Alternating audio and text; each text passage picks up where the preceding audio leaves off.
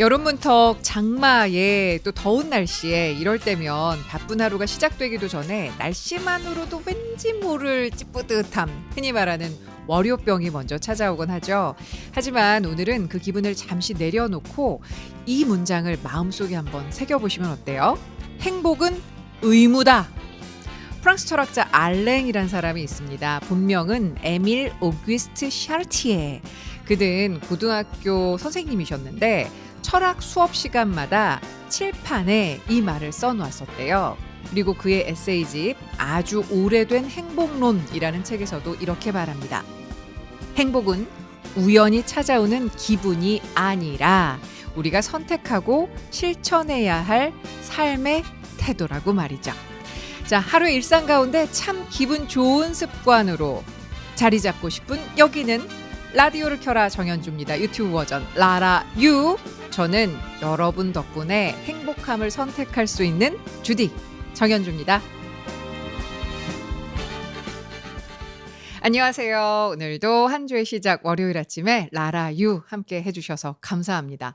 진짜 뭐 이렇게 우리 예전에 고등학교, 뭐 중고등학교 때 보면 급훈이라는 거 있어서 이렇게 칠판 한 귀퉁이 저쪽 끝에 사각형의 액자에 뭐 성실, 근면한 뭐 이런 것들 쓰여져 있었는데 여러분은 어떤 그 급훈이 떠오르시는지 모르겠어요. 근데 와, 이렇게 선생님께서 수업 시간마다 행복은 의무이다. 이거를 딱 칠판에 쓰고 시작하는 누군가가 계셨다면 정말 인상 깊었을 것 같아요. 그쵸? 행복이 어찌 그저 찾아드는 그런 기분이 아니라 선택하는 거, 그리고 실천해야 할 그런 삶의 태도라는 걸 이렇게 칠판에다가 써주신 선생님이 계시다면 굉장히 오랫도록 기억에 남지 않을까 싶은데, 진짜 그러고 보면 그냥 뭔가 기다리는 게 아니라 조금씩 아주 작게라도 내가 만들어 가는 게 바로 또 행복이라는 것이 아닐까라는 생각을 해보고요. 자, 오늘도 잘 살아보자고 스스로에게 말도 좀 따뜻하게 걸어주시기 바라고요. 내 스스로에게 자꾸 좋은 말, 그리고 좋은 글귀 이런 것들을 많이 좀 노출시켜 주시길 바랍니다. 실제로 그 단술 노출 효과라는 게 있는데요. 우리 뇌는 그리고 눈은 자주 보이는 것에 자연스럽게 익숙해지고 그 익숙해진 것이 마음에 조금씩 스며들기 마련이랍니다. 익숙함이 신뢰를 만들고요.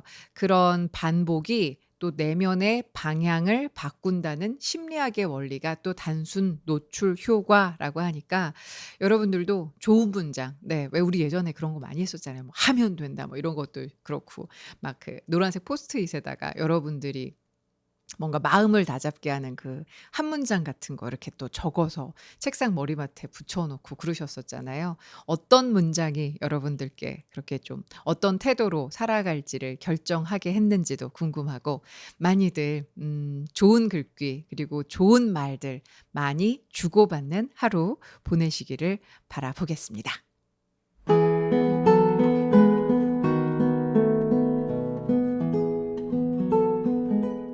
나는 젊은 시절 한동안 연금술에 깊이 빠져 있었다. 쇠를 금으로 변하게 하고 불로장생의 묘약을 발견할 수 있다니 너무도 매혹적인 세계였다. 고백하자면 불로장생의 묘약 쪽에 훨씬 마음이 끌렸다. 그 무렵 언젠가는 세상의 모든 것들이 내게서 사라져버릴 거란 생각은 내 젊은 영혼을 괴롭히고 있었다. 신의 존재를 느끼고 받아들이기 전이었다. 그랬으니 내 존재를 오래도록 연장시켜 줄 수 있는 어떤 액체의 가능성은 나를 눈멀게 하기에 충분했다. 나는 그 물질을 얻는데 혼신의 노력을 기울이기로 마음먹었다. 70년대 초 사회적 격변의 시기였다. 연금술에 대해서는 제대로 된 자료를 구하기 힘든 때였다.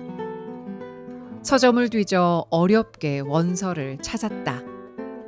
소설 속 영국인과는 달리 내겐 선대의 유산이 없었지만 만만치 않은 책값을 지불했다. 책을 붙들고 연금술의 난해한 언어들을 파고들었다. 리우데자네이루에는 오랫동안 위대한 업에 헌신해온 두세 명이 있었지만 그들은 나를 받아주지 않았다. 실험실을 차려놓고 연금술사라 지칭하는 사람들도 적지 않았다. 그들을 찾아 몇 가지 기술을 배우기도 했다. 그러나 지금 돌아보면 그들 역시 아무것도 모르고 있었다. 분주히 뛰어다녔지만 아무런 소득이 없는 나날이었다. 연금술 안내서들도 거의 도움이 되지 못했다. 용, 사자, 태양, 달, 수은들에 대한 끝없는 상징뿐이었다. 상징에 대한 명쾌한 설명은 어디에도 없었다. 늘 엉뚱한 길로 접어들고 있다는 느낌뿐이었다. 1973년이었을 것이다. 공부에 아무런 진전이 없자 나는 극도의 절망감에 사로잡힌 나머지 무책임한 행동을 저지르기도 했다. 주 정부에서 연극교육 프로그램을 맡아달라는 부탁을 받고는 수강생들을 연금술의 연구 대상으로 삼을 생각을 했던 것이다. 에메랄드판을 테마로 만든 실험 연극은 당연히 억만징창이 되고 말았다. 음습한 마법의 골짜기에 내 마음을 맡겨버렸던 것이다. 그 이듬해 나는 모든 일에는 결국 치러야 할 대가가 있다는 옛말을 아프게 새겨야 했다. 내 인생의 그 다음 6년간을 지배한 것은 지독한 회의였다. 그간 나를 사로잡았던 신비의 언어들은 모두 거짓인 것 같았다. 영혼의 유백이었다. 그러나 나는 이 절망의 바닥에서 비로소 신의 음성에 귀 기울이게 되었다. 우리가 마음 깊이 거부하는 것이야말로 마침내 우리가 받아들여야 할 것이었다.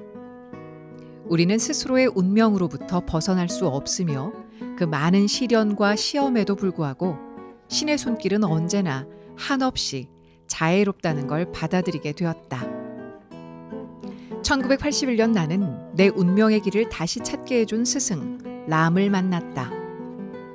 스승의 가르침을 받으면서 나는 연금술의 길로 돌아올 수 있었다. 혹독한 정신 감응 훈련을 마치고 난 저녁으로 기억된다. 나는 연금술의 언어가 그토록 어렵고 모호한 이유를 물었다. 연금술사에는 세 부류가 있네. 스승의 대답이었다. 연금술의 언어를 아예 이해하지 못한 채 흉내만 내는 사람들이 있는가 하면 이해는 하지만 연금술의 언어는 머리가 아닌 가슴으로 따라야 한다는 것 또한 알기에 마침내 좌절해버리는 사람들이 있지. 그럼 세 번째 부류는요?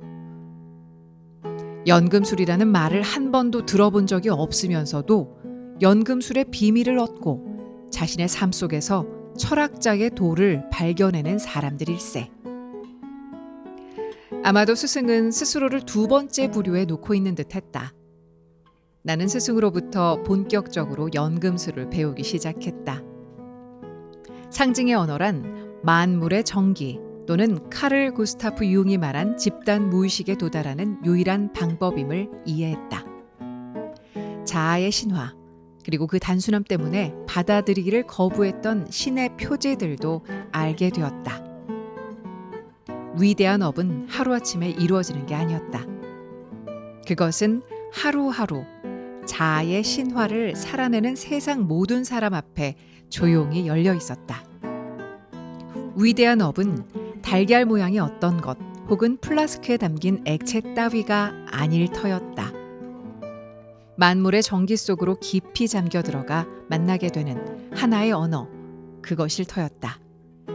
그리고 그 순간 우리는 영혼의 연금술사가 되지 않겠는가. 스승이 세 번째 부류의 연금술사를 설명하며 내게 해주었던 이야기가 있다. 여기에 옮긴다. 성모 마리아께서 아기 예수를 품에 안고 수도원을 찾으셨다. 사제들이 길게 줄을 서서 성모께 경배를 드렸다. 어떤 이는 아름다운 시를 낭송했고 어떤 이는 성서를 그림으로 옮겨 보여드렸다. 성인들의 이름을 외우는 사제도 있었다. 줄 맨 끝에 있던 사제는 볼품없는 사람이었다. 제대로 된 교육도 받은 적이 없었다. 공마단에서 일하던 아버지로부터 공을 가지고 노는 기술을 배운 게 고작이었다. 다른 사제들은 수도원의 인상을 흐려놓을까봐 그가 경배드리는 것을 막으려 했다. 그러나 그는 진심으로 아기 예수와 성모께 자신의 마음을 바치고 싶어 했다. 그는 주머니에서 오렌지 몇 개를 꺼내더니 공중에 던지며 놀기 시작했다. 그것만이 그가 보여드릴 수 있는 유일한 재주였다. 아기 예수가 처음으로 환하게 웃으며 손뼉을 치기 시작했다. 성모께서는 그 사제만에게, 그 사제에게만 아기 예수를 안아볼 수 있도록 허락하셨다. 자, 오늘 제가 읽어드린 글은요, 여러분들이 너무 잘 알고 계시는 연금술사. 네. 파울로 코엘료의 장편 소설이죠. 이 연금술사의 작가가 쓴 작가의 글을 읽어드렸습니다. 말 그대로 이 책이 어떻게 탄생하게 됐는지를 말하는 이 글인데요.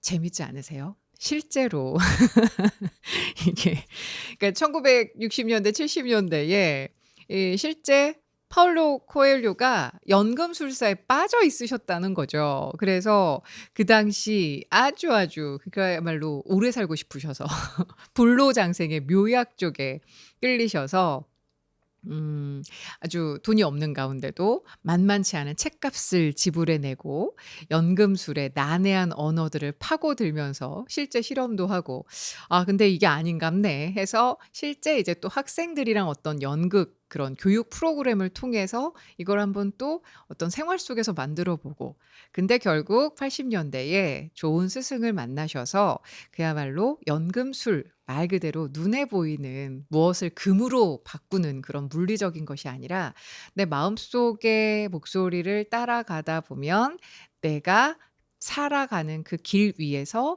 마음의 소리를 통해서 무언가 깨닫게 되는 그 과정이 있는데 그게 바로 연금술이 아닐까? 뭐 이런 그 깨달음을 얻고 만들어내신 소설이 바로 이 연금술사라는 소설인데요. 오늘 아침 이 이야기를 좀 다시금 꺼내보면서 여러분들은 지금 어떤 소리를 그리고 어떤 마음의 소리를 듣고 계시는지 아유, 뭘 들어요, 주디. 그냥 하루하루 살아내는 거죠. 라고 생각하시는 분들도 계시겠지만 아닐 거예요. 아마 여러분 마음속에 들려오는 그런 작은 말들이 있으실 텐데 한 번만 더 조용히 그 말 속으로 한번 따라 들어가 보시죠. 그 목소리 따라서 여러분만의 길을 또 천천히 하지만 단호하게 걸어갈 수 있는 하루로 만들어 가시길 바라봅니다. 자, 오늘도 함께 해주셔서 감사하고요. 저는 또 내일 이 시간 같은 시간에 업로딩 통해서 여러분들과 소통해 보겠습니다. 여러분, 오늘 하루도 잘 풀리실 거예요.